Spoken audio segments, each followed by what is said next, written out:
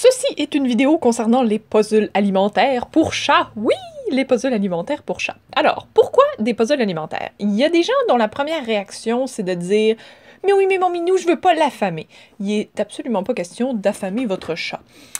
Il y en a qui vont dire « Dans la nature, ils ont de la bouffe tout le temps. » En fait, dans la nature, ils chassent constamment pour trouver leur bouffe. Il y en a qui vont dire « Lui laisser de la bouffe tout le temps, c'est d'être gentil avec lui. » On va voir pourquoi, dans le fond, c'est pas le cas pantoute. Donc, vous partagez votre demeure avec un chat. Un chat, pas un robot, pas une peluche animée, un chat. Votre chat a des besoins innés propres à son espèce. Ça veut dire que sa génétique le pousse à vouloir exprimer certains comportements.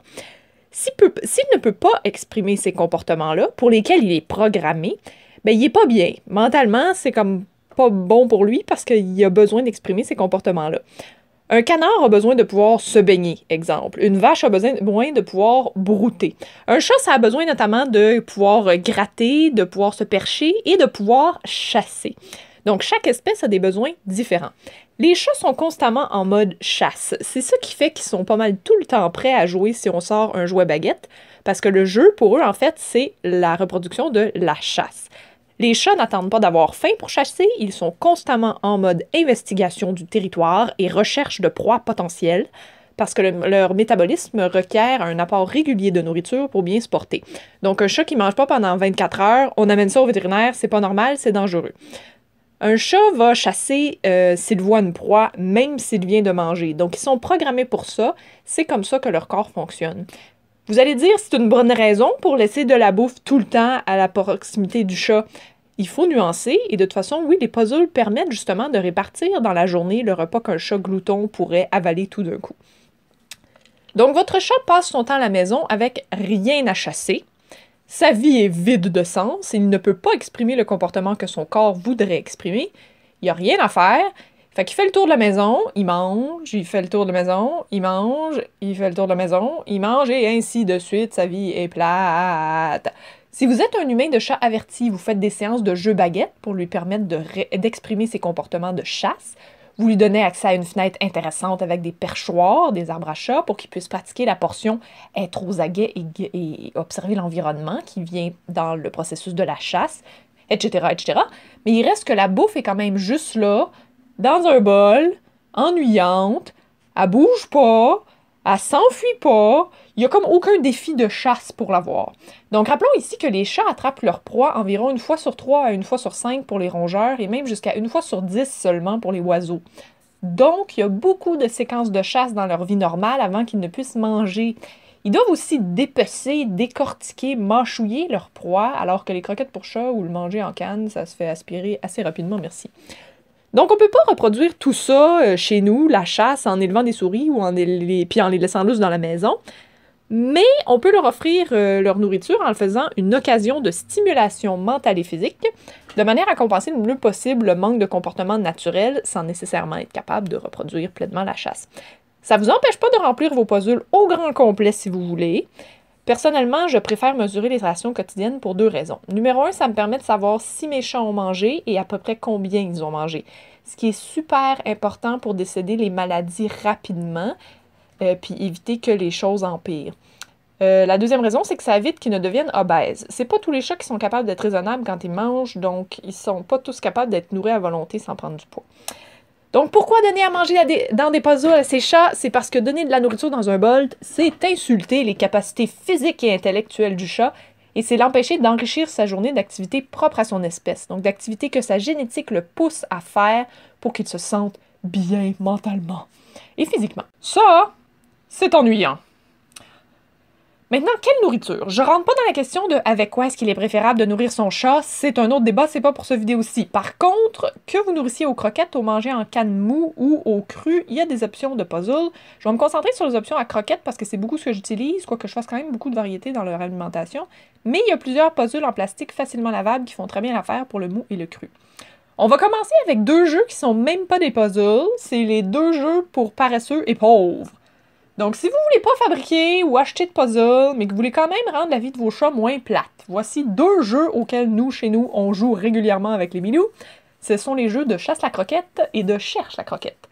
Donc, le jeu de chasse la croquette, ça consiste à vous asseoir dans votre sofa en écoutant la télé, à prendre votre ration de croquettes et à lancer les croquettes une à la fois.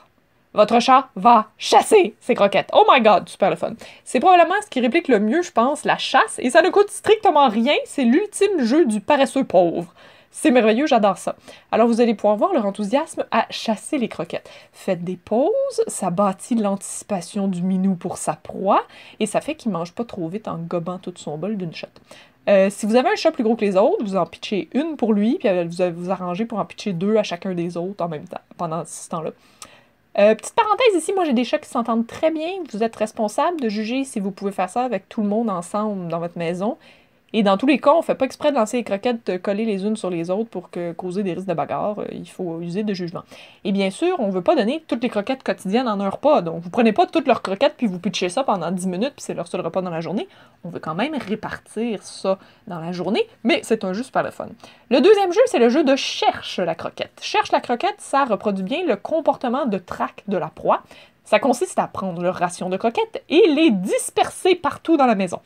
Initialement, on s'en tient au plancher pour que ce soit plus facile, mais on progresse ensuite à ajouter des hauteurs, des cachettes en arrière des meubles.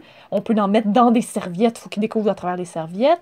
Regardez-les se promener là, avec leur queue qui essaie de gauche à droite, puis leurs grands yeux aux aguets qui se disent « Ils sont où? Ils sont où? Où est-ce que je vais les trouver? » Donc c'est la quête de la proie.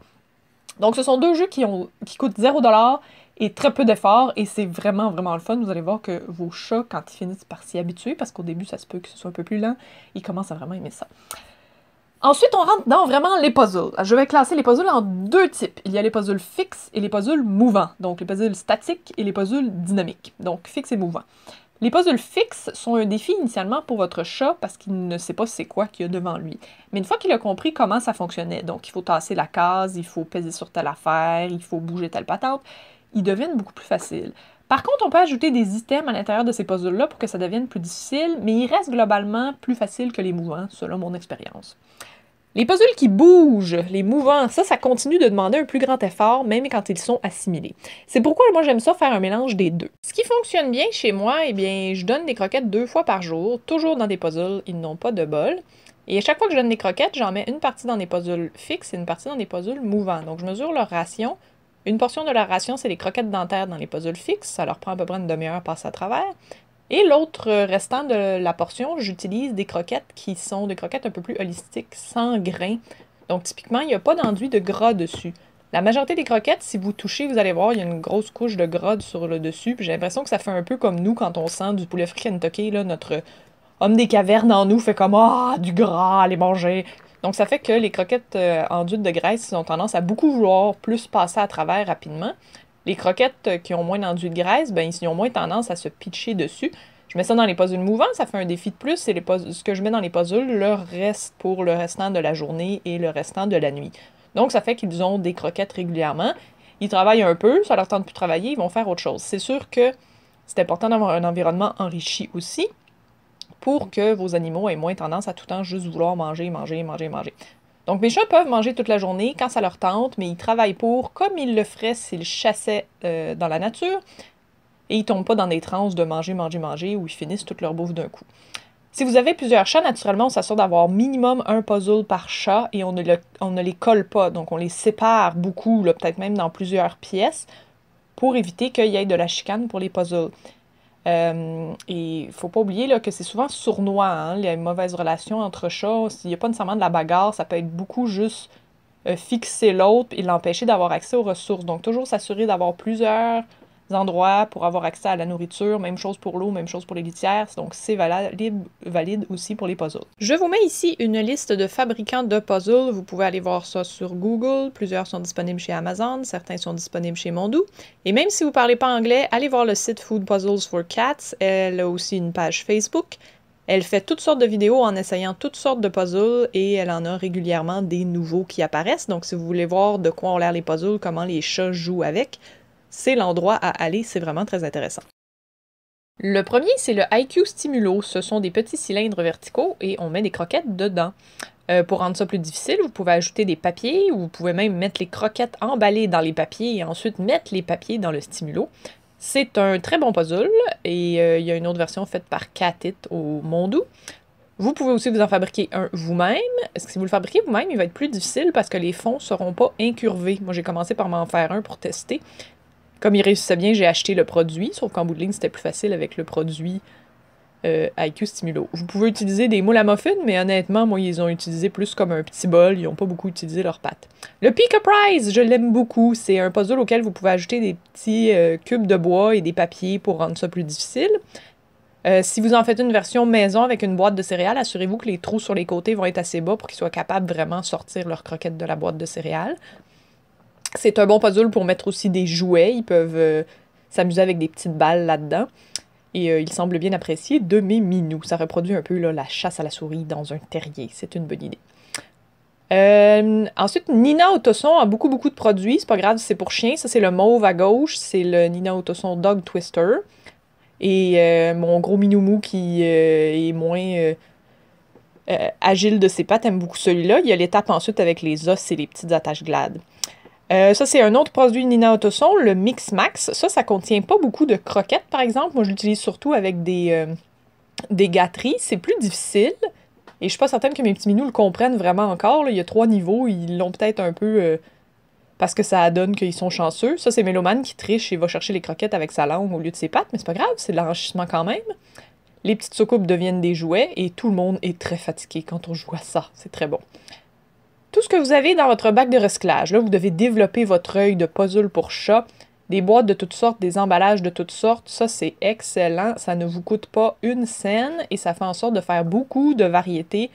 Quand vous mettez les croquettes, vous pouvez faire des trous dans les boîtes sur les côtés, sur le dessus aussi, rendre ça plus intéressant. Des rouleaux de papier de toilette, des cartons d'œufs, toutes sortes d'affaires d'emballage peuvent être utilisées. Puis quand vous trouvez qu'il commence à y avoir trop de graisse de croquettes, ben on le remet au recyclage et on s'en prend des nouveaux. Donc il suffit vraiment juste de développer votre œil.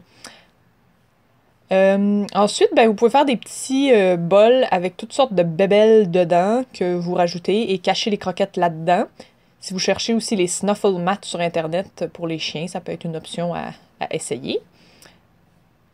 Donc ça les force à chercher un peu où est la croquette. Ils vont utiliser leur nez aussi, donc c'est intéressant.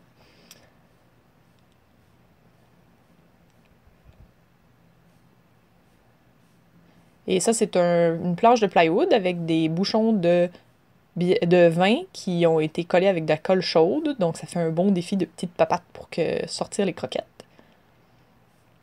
Encore une fois, ça coûte rien. Ça, c'est une petite boîte à bijoux que j'ai achetée dans un magasin de bricolage. Ça leur a pris vraiment pas beaucoup de temps à figurer comment ouvrir les petites portes pour sortir les croquettes. Donc, aiguisez votre œil quand vous allez au Dollarama ou dans différents magasins. Ça, c'est un genre de moulin que j'ai patenté. Il y a une version en plastique, je pense, de Trixie Pets, mais moi, je m'en suis patenté une juste pour le plaisir. C'est le fun de les voir travailler là-dessus ensemble, c'est plutôt rigolo. Ça, c'est un autre principe avec les bouteilles qu'il faut tourner. Vous allez voir Miley et Lucas qui regardent savamment Méloman s'exécuter. Ils attendent que lui ait réussi de le faire. C'est particulièrement mignon. Ça aussi, vous pourriez vous le patenter avec des matériaux un peu moins massifs. Moi, ça sert à plusieurs choses. Des petits cônes, ça, ils l'ont pas encore complètement figuré. Je leur laisse une chance première fois en le mettant un peu plus haut, mais idéalement, il faudrait qu'ils fassent tomber. Du manger-mou dans des tasses. Ça, il faut être un petit peu plus manuel. Lucas est un petit minou très manuel tactile. Méloman l'est moins, donc ça présente un plus grand défi pour lui, mais c'est pas grave, il réussit quand même très bien. Ça, c'est Méloman.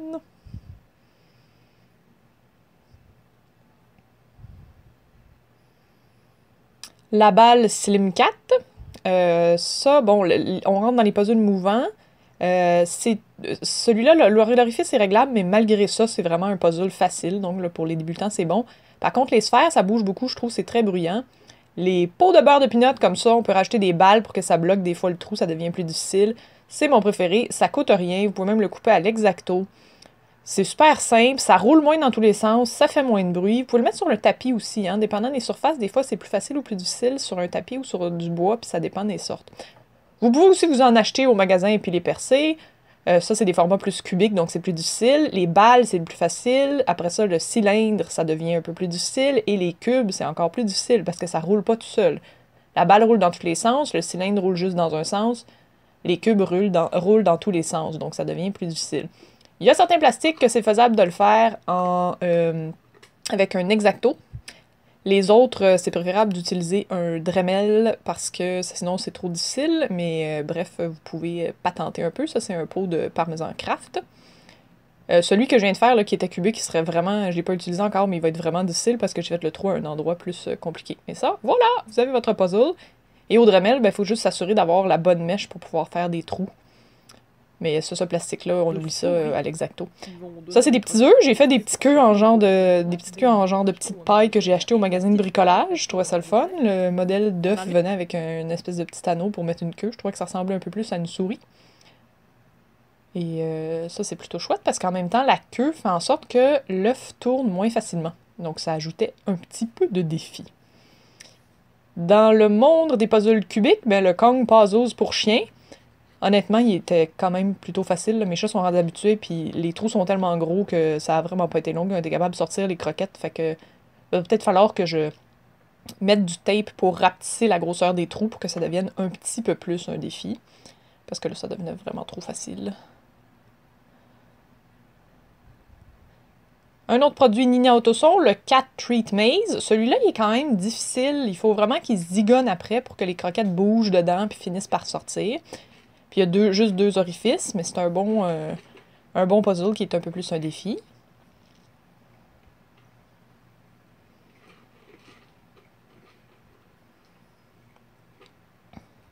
Et le Kong Cat Wobbler, il y en a une version pour chien, une version pour chat. Celle pour chat a une petite queue. Il y a juste un trou et ça revient à la verticale constamment. Nina Autoson a aussi une version de ce produit-là, mais sans queue. Et ça, je l'aime beaucoup. C'est un bon produit de puzzle qui bouge. Il y a aussi le No Bowl Feeding System qui a maintenant changé de nom, Bowl Free, je pense que ça s'appelle. Ce sont des petites souris en plastique avec des housses qu'on met par-dessus qui ressemblent à une souris et qui a une texture aussi plus souris. Donc on peut mettre les croquettes dedans et disperser les souris dans la maison et laisser les chats les chercher. C'est une bonne idée. Bref, aiguisez votre œil de chat. Quand vous venez pour mettre quelque chose dans votre bac de recyclage, posez-vous toujours la question, est-ce que je pourrais faire quelque chose avec pour les chats? Ça vaut pour les boîtes et les papiers aussi. Les chats aiment les boîtes et les papiers, ou pour faire des tunnels, des cachettes avec ça. Comment on procède? Bien, on commence avec des puzzles simples et des gâteries très intéressantes. Une fois qu'ils ont compris, mettez toute la bouffe dedans. Laissez pas un bol à côté, mais vérifiez qu'ils mangent, bien sûr, à chaque jour. C'est important. Personnellement, j'ai commencé en mettant des croquettes habituelles dans les puzzles tout de suite et ils ont travaillé et ont aussi appris les uns des autres en se regardant. J'ai des minous qui vivent dans un environnement très enrichi et qui sont très allumés. Ça se peut que si votre chat est vraiment tout mou parce qu'il fait jamais rien, c'est normal que ça lui prenne plus de temps. Donc laissez-le réfléchir, laissez-le essayer. Si ça en va et il se désintéresse, c'est correct. Laissez ça là, laissez-le tranquille. C'est sûr que si vous traînez autour, vous devenez une chose intimidante liée au puzzle. Donc, laissez-le tranquille et il va finir par s'y intéresser quand il aura le goût de manger. Il y a aussi des chats plus manuels et d'autres plus linguales. Donc, il y en a qui utilisent plus leurs pattes, il y en a qui utilisent plus leur langue, leur bouche. Ils sont comme nous, les choses pour lesquelles ils ont plus de facilité sont différentes d'un individu à l'autre. Le sentiment de réussite, c'est quelque chose de très puissant et très satisfaisant, donc vous pouvez essayer de les aider et de leur montrer comment ça fonctionne, mais laissez-les travailler ensuite. On aime tous ça quand on réussit enfin quelque chose de nouveau. Je l'ai eu! Ben, eux aussi, c'est la même chose. Comment faire pour que ce soit facile à intégrer dans notre routine? Ben, avoir des puzzles rangés mais facilement accessibles, avoir une routine le matin parce qu'on est paf le matin, il faut savoir tout le temps faire la même affaire. Vous pouvez préparer vos puzzles mouvants pour la semaine et les mettre dans un bac de rangement hermétique. Il faut juste accumuler beaucoup de pots de beurre d'arachide, mettons, pour en avoir assez pour 7 jours. Si vous êtes fatigué et pas capable de décider, ben on joue à chercher la croquette. C'est facile, vous prenez votre ration de croquettes, vous promenez dans la maison, les dompez un peu partout, puis ils vont les trouver. Varier, on a beau dire que les chats aiment la routine, ils aiment aussi la nouveauté, donc vive les puzzles, vive les choses que vous allez trouver dans votre bac de recyclage. J'espère que je vous aurai donné le goût d'essayer les puzzles. Je termine en faisant une petite parenthèse sur les bols d'eau. Les tout petits plats, jetez ça au recyclage, regardez la largeur des moustaches d'un chat. Il n'y en a pas un qui aime ça, les petits bols. Achetez-vous un gros bol pour Saint-Bernard. Et là, vous allez les voir boire de l'eau. Moi, je vois tout le temps mes chats boire de l'eau. Ça diminue beaucoup les problèmes de santé, donc offrez-leur un vrai bol. Merci!